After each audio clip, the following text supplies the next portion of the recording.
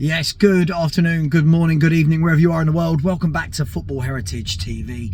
So the question has been for the last week or so, hasn't it, all about Mohamed Kudus of West Ham.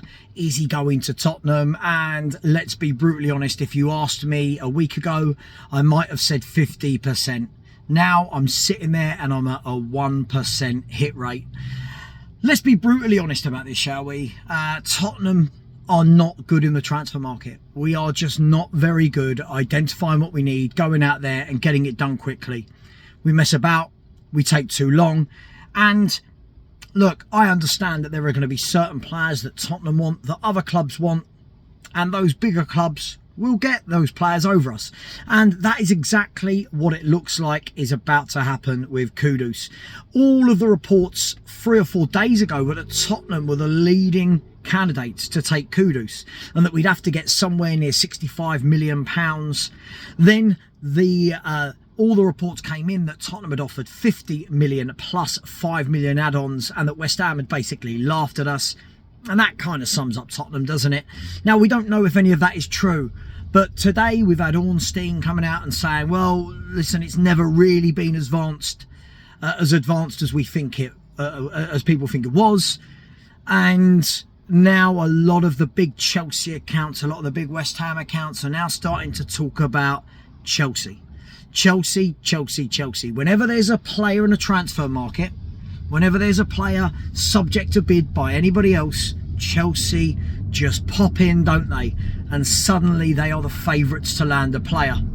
Now, I understand if he goes to Chelsea above us, I get it, right? They act like a big club, they spend galore, and yet we can talk about the legalities, we can talk about them getting a fine, but they've always done it. They buy multiple players in a transfer window, they sell multiple players, and by hook or by crook, they get their man. Now, they've already signed Bino Gittins, they've already signed João Pedro, and they've already signed Liam Delap. So it also looks like they're looking for another right winger, and that would be Mohamed Kudus. Now, we're told again that the deal for them would probably be in the region of £65 million, and the difference between Tottenham and Chelsea is Chelsea will probably slap that down within a day or two, and you know that personal terms won't be a problem for Chelsea. Now, people were saying they needed to sell to buy, and it looks like they're selling Petrovic, the goalkeeper, to Sunderland, who are making some good moves in a £25 million deal. Plus, Chelsea, the longer they're in this World Club Cup, the more money they're making. And if I'm not wrong, yesterday, them making the semi-finals of the World Club Cup took their prize money to a minimum of something like £80 million. So if you look, if they win this tournament, they get about 120 million plus 25 million for Petrovic. And then on top of that, people, Noni Madueke has agreed personal terms with Arsenal. Now, that's very different, as we know, to actually signing. That's very different to the club-to-club conversations that need to take place. But if they do sell Noni Madueke, I'm guessing it will be in the region of 40 to 50 million pounds, maybe a bit more. And if that does, that then plays for Kudus. That, the Petrovic sale, all of the World Club Cup money, and Chelsea are flying again, aren't they? Now, there are those fans that are sitting there telling me, oh, this isn't a needle mover. Not a needle mover, but Chelsea want him. Apparently Bayern Munich want him as well, and Newcastle want him. So I do think we have to stay in our lane and understand that this is very much a needle mover. But my question is this. It's not about Mohamed Kudus, is it? It's not about this one player. He is a player I liked. I'm not going to cry that we don't get Kudus. I might cry, though, the fact that we are so utterly shambolic in transfer windows. Tottenham are the only club in the Champions League who are not making moves. Now, Newcastle, granted, haven't made great moves, but they are trying to shake things up. They are putting in bids. Alanga, João Pedro, James Trafford. You look at Tottenham, we've done the square root of nothing. Takai isn't even a Spurs signing yet, and even if it is, a £5 million 20-year-old from Japan who's never played in Europe before isn't quite setting the world alight and showing the world that Tottenham Hotspur mean business in the Champions League. Now, there'll be those that are shouting at me right now saying, Savva, it's the 5th of July. we have got, what, 55, 56 days of the window to go. And of course, they would be absolutely spot on. But when are we going to act like a big club? When are we going to act like a Champions League club? When are we going to say, here's our 2 or 3 targets that go straight into that 11, bish, bash, bosh, go and get the deal done? We never seem to do it. We never seem to do it. And the excuses, oh, we're asset rich, we're not cash rich. How are Sunderland going out and buying players for fun? How are Burnley buying players? How's everybody else buying footballers? Asset rich, not cash rich. I've got an idea. Enoch, put your hand in your pocket then and put some of your money in. Reap what you sow. Yeah? Risk versus reward.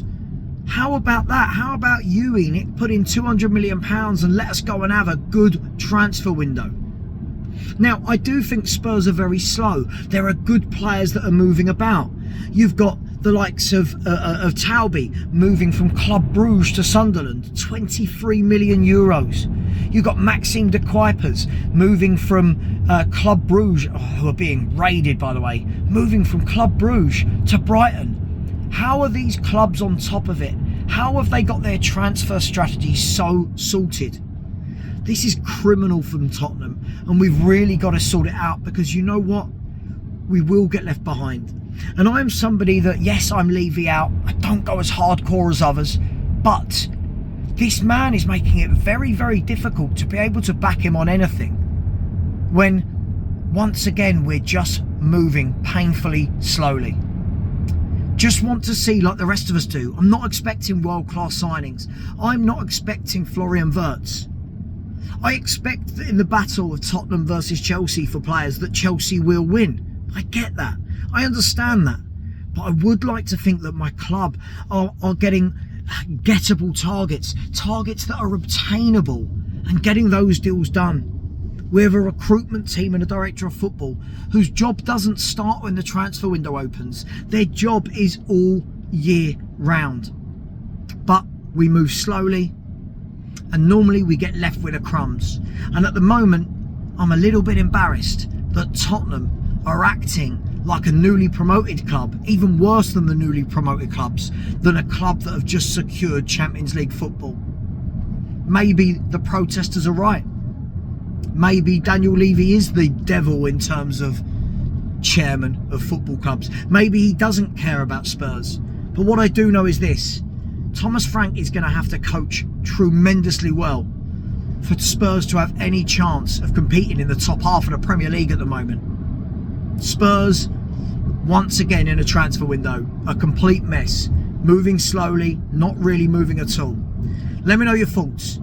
What do we think about Kudus, and who are our targets going to be? I'll leave you with this thought. I've got a feeling it's going to be Tyler Dibbling. Our fans will lose their mind at Tyler Dibbling, or most of them will. And then when Spurs don't do well next year, we'll then turn around and say, but Dibbling was a kid and the manager wasn't backed. Let me know your thoughts. Take care. I'll be back tomorrow. And as always, come on, you Spurs.